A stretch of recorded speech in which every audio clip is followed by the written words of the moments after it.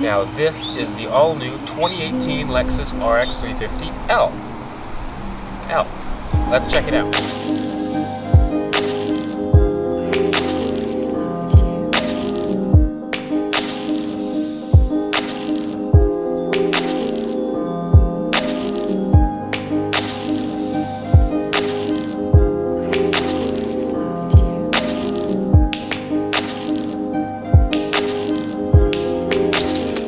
So first, the exterior color of this particular one is called Eminent White.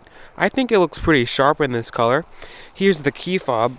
It's in a little bag, but there is the lock, unlock, trunk release, and panic button. It's Lexus's typical smart key fob, and you can just walk up to the car, and then to unlock the door, just grab the handle, and then to lock the door, just press this little indentation right there. Inside, you have a two-tone cream and brown leather interior.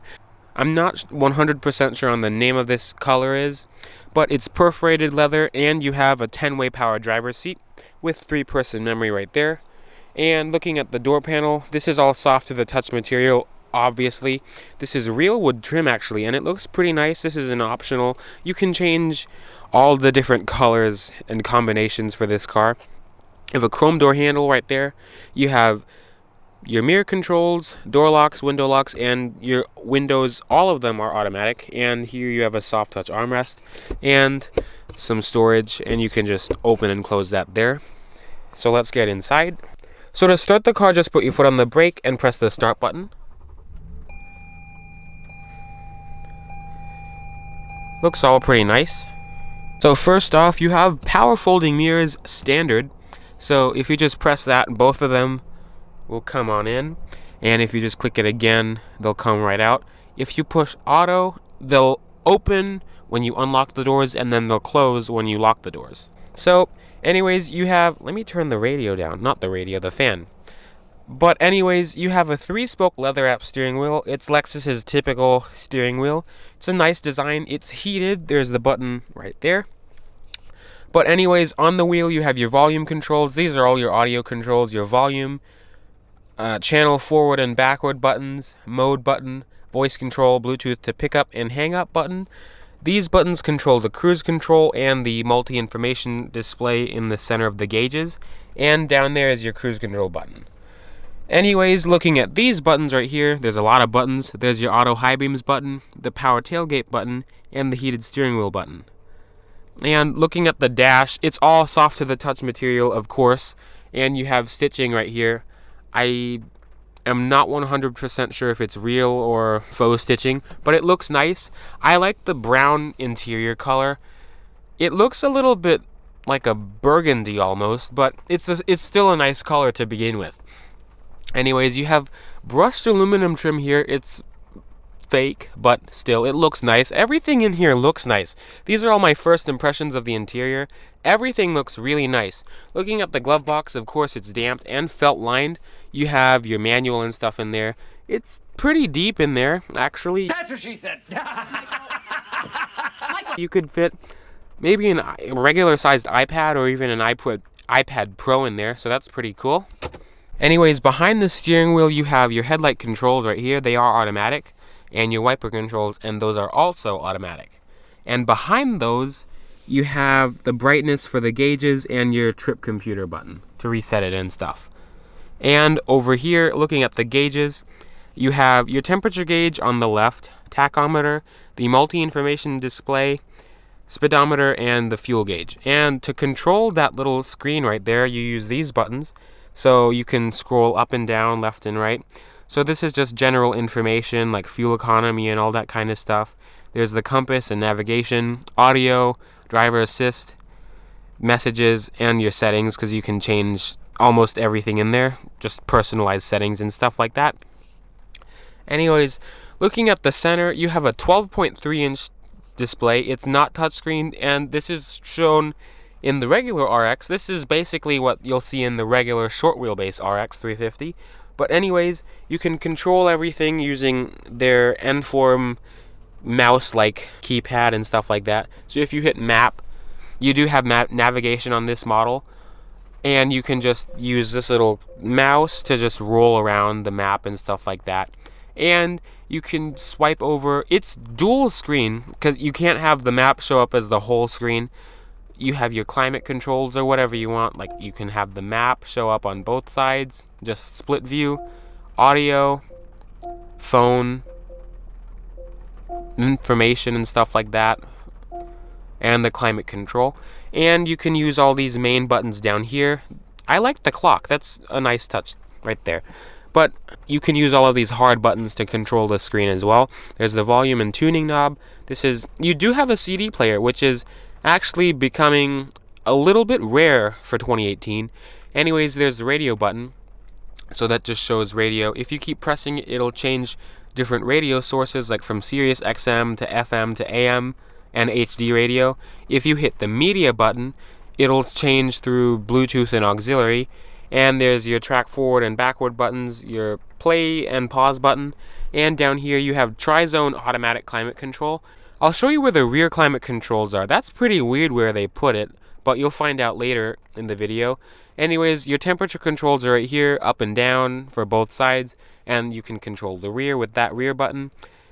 It is automatic, like I said. There's the fan up and down button, and all the different modes are down there. You also have heated mirrors, of course. Now, coming in front of the shifter, you have an automatic parking brake. There's the brake hold button, and the driver and passenger side seats are heated and ventilated,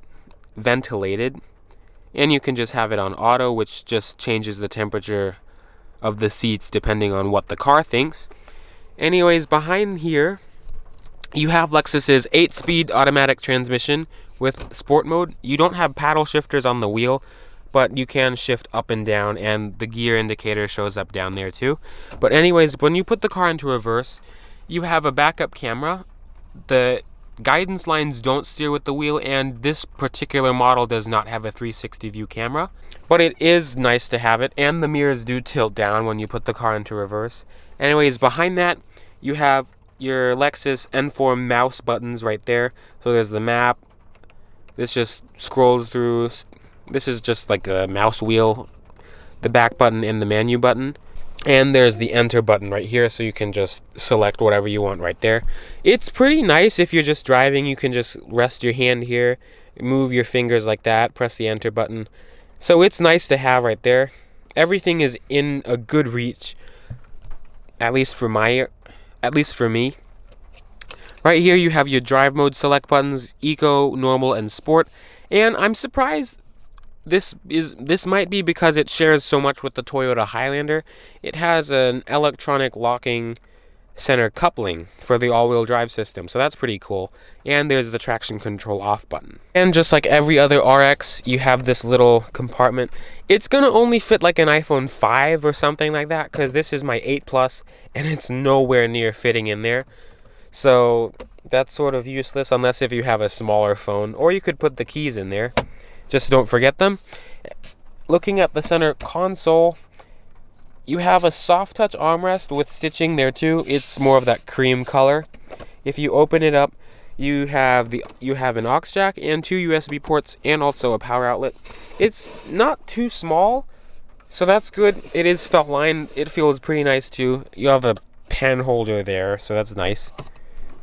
It's just one tier. Over here you have an auto-dimming frameless rearview mirror with garage home link right there.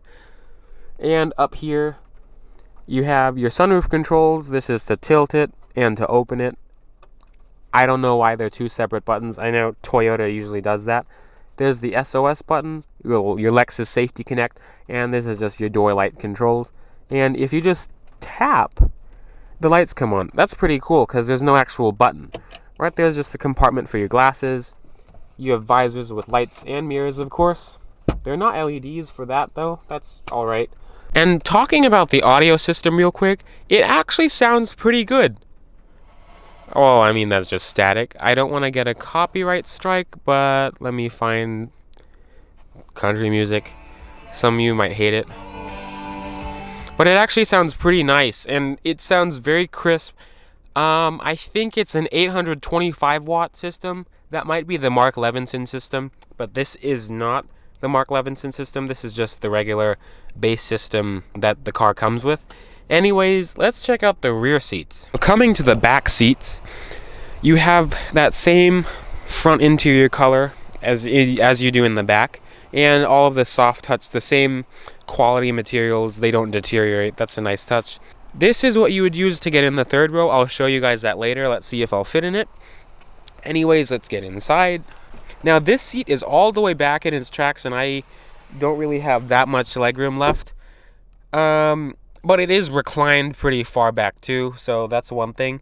So I'm pretty sure I'd have maybe a good 2 or 3 inches behind me for my normal driving position. Anyways, you have 2 map pockets on the seats right there, and there's the rear air vents. There's no climate control for the second row seats. It's in the third row, and I'll show you guys that in a second. Looking at the center armrest, it does fold. It's a 60-40 split seat, and you can slide them forward and backwards with this little mechanical lever right here. Anyways, if you pop this button, it shows 2 small cup holders, but it's good that you have cup holders anyway. And you have a soft touch armrest here with some storage. And that's really cool that you have 2 2.1 amp fast chargers in the back, USB of course. So that's really nice. And you have a strap right here, that's pretty nice. And up top here, you have, of course, more LED lighting in the back. So let's check out the third row. Get into the third row, you just pull this, and then the seat will recline and slide forward. And that's pretty much all the room that you get. Oh my god. But like, let me just try to get in here. You have to really climb up in there. You know what? I don't want to even try to get back here, because this is with the seat all the way back, and there's just nothing. There's nothing in there. There's like no room. But the seats are actually pretty soft, sort of. I mean, I'm not sitting on them, but there is some give. You have 2 cup holders here. It's a 50-50 split rear seat. And I'm pretty sure my head would be touching the roof. So this is one of the smaller 3-row mid-size SUVs. And if you want to know where the climate control is, there it is right there. So that's for the rear climate control. That, I don't know why they put it in the third row, but you have 2 air vents here. There's no cup holders on the sides, but I think if you think about it, if you slide this seat mid-range, and then I'm pretty sure no one's going to be sitting all the way back in this seat, you can fit 2 kids back there, just to be realistic. Anyways, let's check out the trunk. So to get in the trunk, you can either press and hold the button on the interior, just click the button here, or some models will have a hands-free power tailgate when you just hold your hand behind the Lexus logo, or when the car is off, just press and hold the button on the key fob. But since the car is on, just click the button there. It'll open up. So behind the third row, when you fold it up, you have just about 8 cubic feet of volume behind it. That's sort of underclass. And then when you fold the third row down, you have about 23 cubic feet of volume. And then when the second and third row are folded flat, you have about 58 cubic feet of volume. And that's still small for the segment. The MDX has 10 cubic feet more combined for reference, and the MDX is still considered small for the segment. So this is sort of, I think it's a little smaller than the Highlander. Anyways, there's another view of that rear climate control. I don't know why they did that there. Anyways, yep, thanks. You have LED accent lighting in the trunk right there. And then underneath this little compartment, you have the tonneau cover that fits right in those holes right there. And then you have your spare tire kit. Well, you have a spare tire, and then there's the tool to lower it because it's actually underneath the car, and you have all your jack and all those tools down there. So let's check out under the hood of the RX 350L. Under the hood release is right in the center on the top of the Lexus logo, and you just pull it up and left. And of course, it is strut assisted. So anyways, under the hood of the new RX, you have a 3.5 liter direct injected V6 that makes 290 horsepower and 268 pound-feet of torque. And in this model, it's going to all-wheels, but it's standard as front-wheel drive, and all-wheel drive is an option.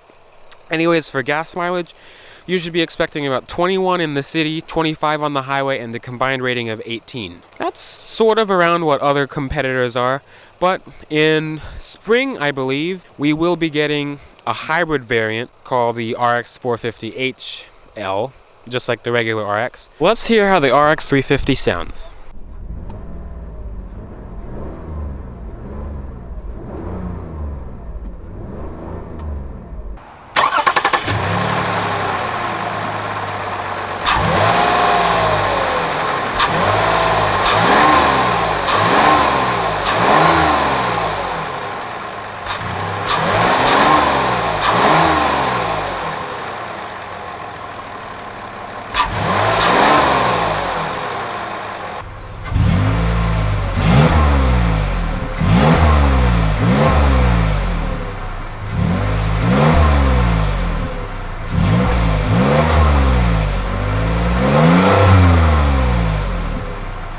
Anyways, let's check out the exterior by turning on the headlights, fog lights, and one of the turn signals. So starting off, I believe the RX 350L is about 4 inches longer than the regular wheelbase RX 350.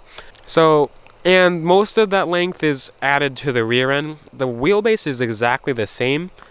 I'm not 100% sure what that dimension is. I don't think it matters. But anyways, since this is the base RX 350, you have regular partial LED headlights with LED daytime running lights, and you also have LED fog lights as well, and you have that pretty big spindle grille up front. Coming along the side, you have 20-inch alloy wheels. They do look pretty good. These are the optional wheels because this has a package on it. The regular RX 350 has 17 or 18-inch alloy wheels. That's what you'll see on most base models. And on the side, most RXs will come with roof rails. You don't have crossbars, that's an option. Looking at the rear end, that's where you'll see the biggest change between the regular RX and this RX. Because you'll see in that D pillar, that's where it's a lot longer than the regular one. And that sort of floating rear window is a lot longer than the regular one as well. But the rear end looks exactly the same as the regular RX. You have LED taillights and reverse lights. Some models will get full LED taillights with the sequential turn signals, I believe. Those look pretty good. And you'll see the rear overhang, which is a lot bigger and longer than the regular RX. That's where the trunk space in the third row fits in. And by the way, towing capacity is 3,500 pounds for all models. So that's sort of around its competition, maybe a little bit lower. But overall, I like the design of this car. It still looks good even though it's elongated and a little bit bigger. It still looks the same. I would still buy it if I was in the market for a 3-row SUV. It would be one of my picks. Only if I wouldn't be using the third row. That's the only problem. Because the third row, I think it's only for like little kids or really small adults. So, talking about pricing, the base RX 350L with front-wheel drive starts at about 47 grand, and then the all-wheel drive version starts at about $49,000. So just around $50,000 for either trim level. And this one is spec'd to about $55,000 because there's a lot of options on there, and I'm pretty sure you could get a lot farther to like $60,000. And it's just about the same. The pricing is just around the same as other mid-size SUVs, because competition, it would be the likes of the Acura MDX, the Volvo XC90, Infiniti QX60, the Audi Q7, and a bunch of others. And there's some that are bigger, and I'm pretty sure this is the smallest, and there's some that are cheaper, and there's some that are a lot more expensive, like the Audi, for example. But overall, I really like how this car handles. It sort of reminds me of it feels like a regular RX 350, but if you're coming from something like a Toyota Highlander, you shouldn't feel like it's that big of a difference. You might feel like it's a little bit smaller, because it's a little bit more nimble and a little bit sportier than the Highlander. But I would not call it a premium Highlander. I think it's a completely different animal, because the Highlander is a little bit bigger, and you'll definitely notice it in the third row and the trunk. So that's one thing. But if you're just starting out and you have maybe 3 or 4 kids and pretty small kids to, for example, I think you could deal with this car. It's not that bad. It's actually a pretty good car. And of course it's a Lexus, so it's reliable and all that kind of stuff. Anyways, I think that's the end of this video. So if you like this video, give it a thumbs up. If you didn't like it, I don't know, thumbs down. I don't know, whatever you want to do. If you have any questions, you can leave them in the comments below. Subscribe if you want to subscribe. I post a bunch of different kinds of car videos, a bunch of reviews, DIY videos, and sort of vlogish videos. I don't try to do that much. But yeah, I hope I'll see you guys in the next video, and peace out.